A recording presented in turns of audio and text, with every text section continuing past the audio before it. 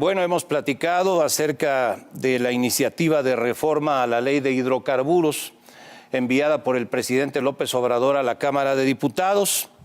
Iniciativa de reforma a esta ley que ya recibe críticas y expresiones de preocupación. Hoy mismo, y ya lo comentábamos en el programa, la Cámara de Diputados dio a conocer que esta iniciativa de ley va a ser discutida el próximo miércoles en comisiones para, una vez aprobada, subir al Pleno en la Cámara de Diputados. Le agradezco mucho a Roberto Díaz de León Martínez, presidente de la Organización Nacional de Expendedores de Gasolina, que nos acompañe esta noche en el programa, porque él representa prácticamente a todas las organizaciones que agrupan a los gasolineros del país. Muy buenas noches. En primer lugar, Roberto, gracias por estar con nosotros. Guillermo, muy buenas noches. Un saludo a ti y a tu audiencia. Te agradezco mucho. Roberto, ¿cómo ven ustedes los gasolineros esta iniciativa de reforma a la ley de hidrocarburos presentada al Congreso por el presidente? Bueno, nosotros ya hicimos un primer análisis del cual se desprendió un comunicado en donde lo más importante es que le hacemos un llamado respetuoso a los legisladores para que puedan realizar un análisis profundo, técnicamente sustentable e integral sobre esta iniciativa, porque contempla algunas situaciones que merecen una revisión muy detallada y creo que en la exposición de motivos están conceptos muy claros, muy positivos. Sin embargo, hay unos preceptos que ya están dentro del marco de la ley vigente y no sería necesario cambiarlos, y por el contrario, con la iniciativa nos puede generar un riesgo y se puede tener también una afectación al Estado de Derecho. Sí, leí el comunicado con atención y establecen ustedes ahí que por lo menos en algunos puntos esta iniciativa de reforma presidencial contraviene incluso disposiciones constitucionales, es decir, se aparta de lo que ordena y sostiene la Constitución. Sí, es correcto. Y sería a lo mejor muy complicado entrar a un nivel de detalle muy puntual, pero hay algunos conceptos que quedan muy abiertos, como el hecho de poner en riesgo nuestras instalaciones desde el punto de vista patrimonial y empresarial, por algunos temas que no están bien definidos o que la definición pudiera cambiar, como es la seguridad económica, la seguridad energética o la seguridad nacional. Por eso consideramos que es muy importante poder tener algún espacio, y sabemos que no habrá el Parlamento abierto, lo cual lamentamos, pero bueno, dentro de los espacios que los propios legisladores abran, poder tener la oportunidad de expresar algunas preocupaciones.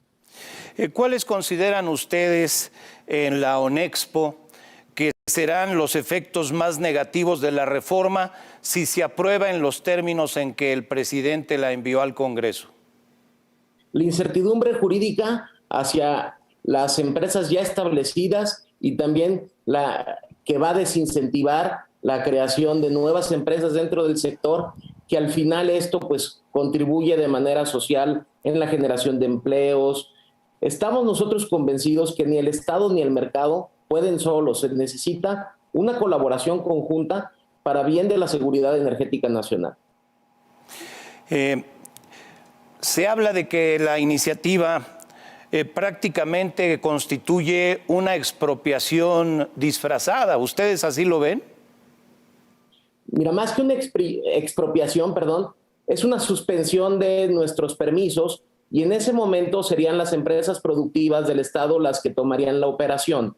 Entonces, es un tema un poquito complejo, pero sí vemos de muy alto riesgo, porque ya hoy la ley de hidrocarburos contempla sanciones muy fuertes a quienes actúen mal. Entonces, consideramos importante, primero, que se aplique la ley, porque hoy la ley ya contiene estos preceptos y de alguna manera sí pondría en riesgo las nuevas inversiones y las inversiones ya actuales dentro de la cadena del sector de hidrocarburos.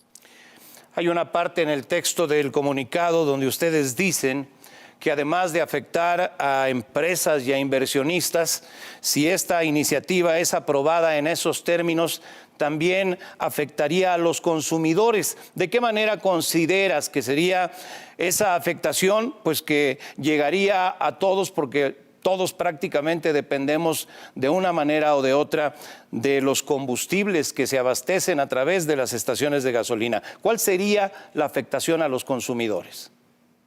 Por ejemplo, alguna estación de servicio, independientemente de la marca, que pudiera verse afectada por la suspensión de sus permisos, pudiera generar un tema de problema de abasto en alguna zona específica.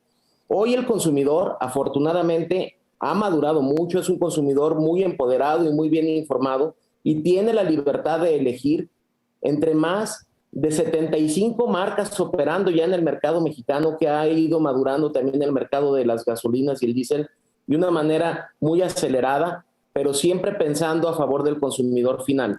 No nada más en el precio, sino en la calidad del producto, las instalaciones, etcétera. Entonces, el hecho de que las estaciones de servicio pudieran tener un riesgo de suspensión de actividades, pudiera generar un problema de abasto, un problema también de que el consumidor se viera afectado con cierta calidad de productos o con ciertos servicios a los que ya está de alguna manera acostumbrado por esta elección que le permite el mercado abierto. Referías hace un momento que ya la ley, en los términos en que está ahora, establece sanciones rigurosas hacia ustedes, que son concesionarios de estaciones de gasolina. Sin embargo, en el comunicado se habla de que lo que se pretende es llegar a sanciones extremas. Quisiera que ejemplificaras cómo está hoy y cómo se pretende que esté si se aprueba la ley. Mira, hoy de alguna manera, si alguna empresa o empresario hace alguna compra de combustible ilegal, realmente ya hay una sanción en la ley de hidrocarburos que incluso es pena corporal, ¿verdad? Pero hay que tener siempre una definición de un juez para que lo determine. Y con esta iniciativa, en algún posible escenario se podría ver que sería la propia autoridad, pudiera ser la Comisión Reguladora de Energía o la CENER, la que suspenda los permisos. Y entonces ahí ya no hay un criterio, no hay una oportunidad de defensa, y eso pone un riesgo muy alto sobre nuestro patrimonio. Escuchaba yo en la nota que presentamos hace rato en el noticiero, y tú referías hace un momento que la Cámara de Diputados ha establecido que no permitirá el Parlamento abierto. El Parlamento abierto permitiría una discusión, como ustedes piden, profunda, un análisis de fondo sobre el tema. Y sin embargo, la mayoría de Morena y sus aliados en la Cámara de Diputados han decidido cancelar la posibilidad del Parlamento abierto. Se va a permitir, eso sí, la participación de expertos para que externen sus opiniones sobre el tema. Sin embargo, lo que expresen ahí no será vinculante, lo cual permite pensar en que será una inutilidad y que el Congreso parecería ya, por lo menos en la Cámara de Diputados, tener tomada una decisión sobre lo que desea, que es no moverle una sola coma a esta iniciativa de reforma, tal como ocurrió también con la ley eléctrica. ¿Cuál es la posición de ustedes ante eso? Bueno, nosotros realmente los espacios que los propios legisladores permitan que haya participación, creo que son sumamente bienvenidos por parte de los industriales y tendríamos que aprovecharlos, independientemente de si son o no vinculantes. Nuestra interlocución siempre ha sido muy buena con distintos gobiernos y creemos que así debe de seguirse manteniendo. Entonces vamos a aprovechar todos los espacios y si de alguna manera con la experiencia pasada de la ley de eléctrica, pues bueno, no hubo esos espacios o no se tomaron en cuenta, bueno, nosotros tenemos que seguir haciendo el intento y de alguna manera pues estar atentos al recurso jurídico del sistema mexicano, que en su momento habrá que estar atentos a lo que aprueben, ¿no? Es lo que te iba a preguntar a continuación. Me imagino que como ocurrió también en el caso de la reforma a la ley de la industria eléctrica, ustedes se están preparando para el caso de que esta reforma sea aplicada en los términos que ha propuesto el presidente para emprender acciones jurídicas. En el caso de la ley eléctrica hubo una ola de amparos y quiero preguntarte, ¿ustedes están ya revisando esto? Es una de las posibilidades que estamos analizando. Sin embargo, bueno, pues estamos en un análisis todavía de temas jurídicos, económicos, técnicos. Es muy complejo y sería muy imprudente de mi parte ya anticiparte una situación de esta naturaleza.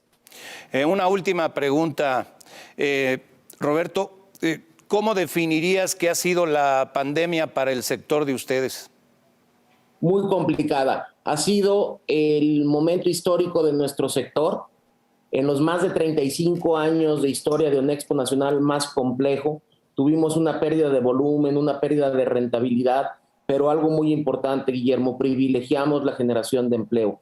El sector gasolinero fue muy responsable y a pesar de verse impactado de manera muy negativa en sus volúmenes, en sus márgenes, en sus precios, nosotros fuimos muy responsables y mantuvimos toda la fuerza laboral.